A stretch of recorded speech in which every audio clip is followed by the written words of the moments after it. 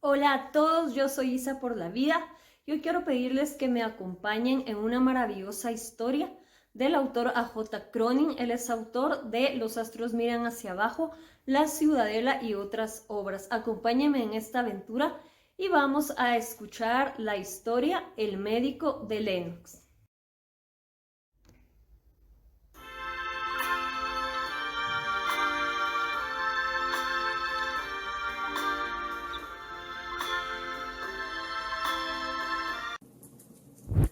La persona más inolvidable que he conocido no es, con sorpresa mía, en algún estadista o soldado o magnate famoso en quien tal pregunta me hace pensar, sino en un alma de Dios, en un pobrecillo que jamás ambicionó imperar sobre nada ni sobre nadie, pues lo único que quería era salir adelante, a pesar de las circunstancias y de sí mismo. Lo conocí cuando él era un chiquillo desmedrado, insignificante y pobre, que se adhería, digámoslo así, como la cenefa al muro, a la selecta pandilla aventurera que formábamos en la ciudad escocesa de Leavenworth, otros muchachos y yo. Si algo había en él que llamara la atención eran los defectos. Cojeaba de un modo bastante cómico a causa de lo excesivamente corto de una de las piernas, que le obligaban además a usar en el pie correspondiente calzado cuya suela no tendría menos de 8 dedos de grueso. Verle correr, encogida la pierna inútil y renqueante el cuerpecillo enano, bañado en sudor el rostro anheloso, vaya, resultaba el más chusco de los de la pandilla. Chisholm, el hijo del pastor protestante, lo retrató muy bien al ponerle el apodo de Punto y Seguido, que más adelante vino a quedar en Punto a secas. Miren, gritaba alguno, ahí viene Punto, vámonos antes de que se nos pegue. Y de ahí a salir todos a escape hacia el remanso donde acostumbrábamos bañarnos o hacia el bosque, en tanto que Punto seguía la zaga, cojea que cojea, sin quejarse. Cualidad suya era esta: cierto tímido, sonriente, buen humor para todo, y qué burla le hacíamos por ello. Para nosotros Punto era un ser estrafalario. No obstante lo cuidadoso de los parches y zurcidos, su vestimenta resultaba fantástica. En cuanto a la posición social, bien podría decirse que fuera él la segunda persona después de nadie. La mamá, una mujer alta, desgarbada, viuda de un borracho holgazán, atendía al propio sustento y al del muchacho haciendo la limpieza de varias tiendas. De ahí tomó asidero Chisholm para otro de sus clásicos chistes. La mamá de Punto lava tiendas a domicilio. Para ayudar a sostener la casa, Punto salía todas las madrugadas a las 5 a repartir leche. Los largos recorridos que esto le obligaba a efectuar eran causa de que llegase a veces tarde a la escuela. Miro hacia el ayer y veo allá, en la lejanía de los años, aquel salón de clase en mitad del cual está en pie un muchachito cojo, sofocado y tembloroso. Oigo al maestro, un hombrote cruel que provoca la risa a sus discípulos contadas salidas, hablarle de este modo. Vaya, vaya, ¿sabes que has vuelto a llegar tarde? Sí, señor. ¿Y dónde estaba su señoría? ¿Fue por ventura a desayunarse con el director de la escuela? No, responde el infeliz, del cual van apoderándose en ocasiones como esta la tartamudez, que es para él un martirio y que acaba por impedirle proferir una sílaba. Entre tanto, la clase, sintiéndose autorizada a ello por la fría sonrisa que vaga por los labios del maestro, empieza a deshacerse en risotadas. De haber sobresalido Punto en sus estudios, ¿acaso lo hubiera pasado bien? En Escocia se le perdona todo al que es un muchacho que promete. Pero aunque se aprendía las lecciones regularmente, los exámenes orales eran su perdición. Acongojaba esto a la madre del muchacho. Ansiaba ella verlo lucir, particularmente en cierto campo. Pobre, humilde, menospreciada, ardía en su alma de mujer profundamente religiosa una ambición abrasadora. Quería ver a su hijo convertido en ministro de la Iglesia de Escocia. Las inclinaciones del hijo tiraban más al campo que al oratorio. Sentía él que lo llamaba el bosque, la ciénaga y los seres que habitan ahí libremente. No hallaba placer comparable al de curar al animalito o al pajarillo que encontraba enfermo o herido durante sus correrías. Asombraba la tal natural disposición que mostraba para hacerlo. De hecho, el sueño dorado de Punto era estudiar para médico. Esto no obstante, la docilidad inherente a carácter tan apacible como el suyo lo llevó a seguir la carrera eclesiástica a que lo destinaban las ambiciones maternales. Sabe Dios cómo se las arreglaron madre e hijo para costear los estudios. Escatimó ella aquí, cortó allá, fue volviéndosele día a día más flaca y desgachilada esa figura. Hundiéronsele más esos ojos en los cuales seguía brillando la llama de un entusiasmo inextinguible. En cuanto al hijo, pese a que su inclinación no lo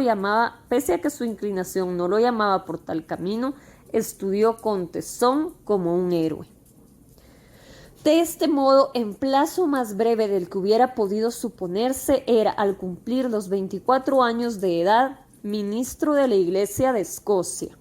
Despertó gran interés en Leavenworth aquel prodigio por obra del cual llegaba ministro del Señor el hijo de una infeliz lavapisos, y se propuso nombrar a Punto coadjutor de una parroquia en la cual predicaría su primer sermón. Llegado el día, no hubo feligrés que no acudiera a ver qué tal resultaba el nuevo curita. Él, que se había llevado semanas enteras ensayando el sermón, subió al púlpito muy dueño de sí mismo. Empezó con entonación robusta y por breves momentos estuvo bastante bien. De pronto empezó a reparar en esas filas y filas de bancos llenos de gente cuyos rostros se levantaban vueltos hacia él. Vio a su madre, que vestida con los trapitos de cristianar y sentada en la fila más inmediata al púlpito le miraba arrobada. Un calofrío de temor corrióle de pies a cabeza y le nubló el entendimiento. Vaciló, perdió el hilo, empezó a tartamudear. Ocurrirle esto último y quedar anulado era todo uno. A pesar de ello, continuó todavía esforzándose penosamente. Mas en tanto que buscaba las palabras que se negaban a acudir, cayó en la cuenta de que sus oyentes empezaban a dar señales de impaciencia. Advirtió algunas sonrisitas significativas. Hasta alcanzó a oír el murmullo de una que otra risa mal contenida. Volvió entonces a detener la mirada en el rostro de la madre y ya no pudo más. Después de larga, angustiosa pausa, balbuceó algo que quería ser el final del sermón. A la hora de haber ocurrido esto, el malaventurado predicador quedaba huérfano. Cuando llegó a su casa, la madre cayó herida por una apoplejía fulminante que piadosamente la sacó de este mundo. Después de los funerales, Punto desapareció de Leavenworth. Nadie supo a dónde se había ido, ni a nadie le importaba tampoco. Era hombre juzgado, condenado, marcado de por vida con el estigma del fracaso. Cuando supe que era maestro de escuela en un mísero pueblucho de la región minera, sentí una especie de compasión vergonzante al considerar que se trataba de un hombre apocado, vencido, de uno de esos seres que nacen predestinados a la infelicidad. Pero eso duró poco, no tardé en olvidarme de él. Estando yo en Edimburgo, donde me hallaba establecido, fue a visitarme cierta noche Chisholm, que era por aquel entonces catedrático auxiliar de anatomía. «¿A que no adivinas a quién tengo en mi clase?», me dijo. «Nada menos que a nuestro insigne Punto y Seguido». Así era. Punto y Seguido estaba estudiando medicina, tratando ya cerca de los 30 de empezar una carrera. Curiosa figura la que hacía, con su traje raido y su andar de cojo entre la alegre turba de los estudiantes sus compañeros. No tenía amigos. A fin de estirar sus mezquinos ahorros de maestro de escuela, guisaba él mismo su comida en el cuartucho de barrio pobre donde vivía. Durante los 2 años siguientes me tocó ser testigo de parte de su lucha. La edad, la facha, aquella su traidora tartamudez se conjuraban en contra suya. Pero él trabajaba con ahínco, sin flaquear, resistiéndose a darse por vencido. Pasó el tiempo, 5 años y aún más. Me hallaba en Londres, hacía mucho que no había vuelto a saber nada de Punto y Seguido. En cambio veía con frecuencia a Chisholm, al cual destinaban a triunfar en la política su buena presencia y su facilidad de palabra. A decir verdad, era ya miembro del Parlamento y formaba parte del gabinete por añadidura. En mayo de 1934 fuimos los dos a pasar unos días en Lennox, respirando el aire de las montañas de Escocia. La comida de la posada donde nos hospedamos era vil, la dueña una arpía esquelética. De ahí que sintiéramos cierta satisfacción cuando a los 2 días de nuestra llegada se dio un batacazo de resultas del cual quedó con una rodilla dislocada. Por ser ella quien era y porque no habíamos ido ahí a ejercer sino a descansar, le ofrecimos por mero cumplido y sin mucho empeño nuestros servicios profesionales, que ella por lo demás rehusó enseguida. El único médico que le inspiraba confianza era el del lugar. Acerca de su mucho saber y notables curaciones hizo un panegírico tan entusiasta que Chisholm no pudo menos que sonreír cambiando conmigo una mirada. 1 hora después llegaba el médico. Lo vimos entrar, maletín en mano, con el desembarazo del hombre hecho a casos como aquel. Y yéndose derecho a la paciente, en menos de lo que se tarda en contarlo, acalló sus ayes con unas cuantas palabras de aliento y procedió con habilidad consumada a reducir la dislocación de la rodilla. Fue solo después de eso cuando miró hacia donde nosotros estábamos.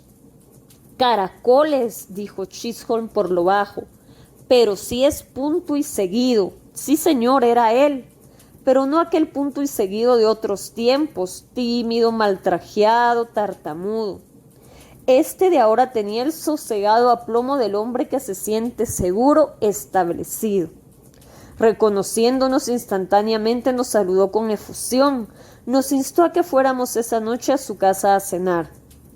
En la disposición de ánimo en que Chisholm y yo nos hallábamos esa noche al entrar en la casa del médico del pueblo, cabían partes iguales de expectación del que se promete recibir grandes sorpresas y de la persistente duda del que aún no se convence de lo que puede hacer en verdad, algo que por mucho tiempo había parecido imposible. Qué asombro el nuestro al descubrir que Punto había encontrado quien se casara con él. Con todo, había que creerlo. Su esposa salió a recibirnos, lozana y bonita, como los propios campos en que vivía. En vista de que el doctor, designaba así a su marido con cándido respeto, se hallaba aún ocupado con sus enfermos, nos invitó a que subiésemos a conocer a los niños, 2 chiquillas que parecían manzanas y un chiquitín a quienes vimos apaciblemente dormidos. Al volver a la sala encontramos a Punto y a otros 2 invitados. Durante la comida nos causó la impresión de un hombre sereno, reposado, que sabía hacer con sencilla dignidad su papel de anfitrión. Sus 2 amigos, ambas personas respetables, lo trataban con deferencia. Más por ellos que por nada que él mismo nos dijera, fuimos enterándonos de todo. Contaba con pacientes en muchas leguas a la redonda. La mayoría de ellos eran campesinos, gente de pocas palabras, desconfiada, con la cual no es fácil hacer amistad. Así y todo, él había sabido captarse su confianza. Cuando pasaba por un pueblo, las mujeres iban a él, llevando a los niños en brazos para que se los recetara. Así lo hacía y nunca cobraba por ello. No le faltaban otros pacientes acomodados que le pagaban, sin contar con que para cada año nuevo no era mala la cantidad de regalos que veía llegar a su casa, pues le traía un pato silvestre, aquel un ganso, cual un cesto de huevos acabaditos de poner, regalos con los cuales querían los donantes agradecer servicios que Punto no acordaba ya haberles prestado. Este médico era ahora una fuerza cuya influencia alcanzaba toda la comarca. Sabio, benévolo, al tratar de acendrar lo mejor que había aprendido en los libros y en la naturaleza, al no escatimar nunca el propio esfuerzo ni exigir jamás la propia recompensa, este hombre consagrado a la carrera a la cual lo había llamado su vocación, consciente del puesto que había conquistado con el afecto de sus semejantes, era el hombre que, habiéndose negado a darse por vencido, saboreaba al fin la satisfacción del triunfo. Aquella noche, después de haber salido de la casa del médico, Chisholm y yo fuimos por un buen trecho caminando por la oscuridad del campo sin decir palabra. Al cabo, como si le costara trabajo, me dijo: «Parece que nuestro pobre amigo halló al fin su acomodo». Su tono protector me chocó tanto que no pude menos de responderle: «Con franqueza, hombre, ¿qué preferirías? ¿Ser el doctor Chisholm o ser el médico de Lennox?» «¿Qué diablo?», contestó entre dientes. «¿Acaso no lo sabes ya sin que yo te lo diga?». Bueno, yo no sé qué les pareció a ustedes esta historia, pero a mí me encantó.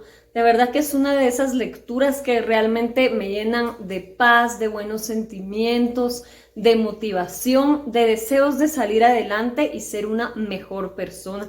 Yo creo que esta lectura nos inspira bastante y nos anima también, porque nos hace pensar que cuando tenemos fracasos, de esos fracasos que nos dan ganas de acostarnos a dormir, nos dan ganas de encerrarnos en nuestra casa y no hablar con nadie, pues no son el fin del mundo, aunque en ese momento así lo sintamos.